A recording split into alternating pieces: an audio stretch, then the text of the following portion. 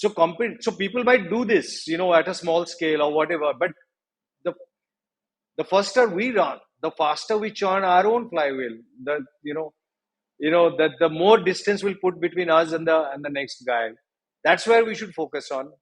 As Bezos said again, don't be focused on competition.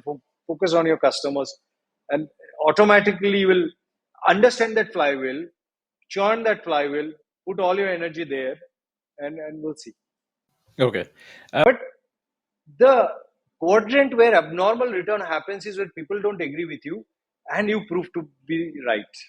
Because there it's not priced.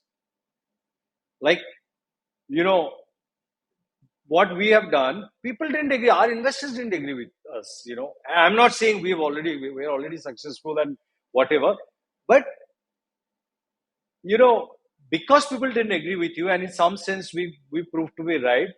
That's why we can dream of abnormal returns, and this is how most invention happened. Abnormal return went to people with whom people didn't agree in the beginning, And they were right. Hmm. and they were right, of course. But when you take that decision, you don't know whether you're going to be right or wrong. So many times you'll be wrong. So Howard Marks is one of my favorite authors.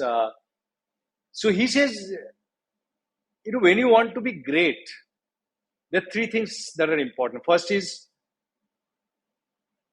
you should think different, which is, you should take a contrarian bet where people don't agree with you. Number one. Second is you should be willing to be wrong, because when you take the decision, you don't know whether it will be right or wrong. If you, like, 9 out of 10 times you'll be wrong, and you should be willing to be wrong. Otherwise, you will never take a contrarian decision. And then the third thing is you should be willing to look wrong for a long period of time, because you take a decision, you are wrong, and you look wrong for like years and maybe decades. And most times you will always be wrong, but then there would be 1 or 2 times you'll be right, and then you make the killing.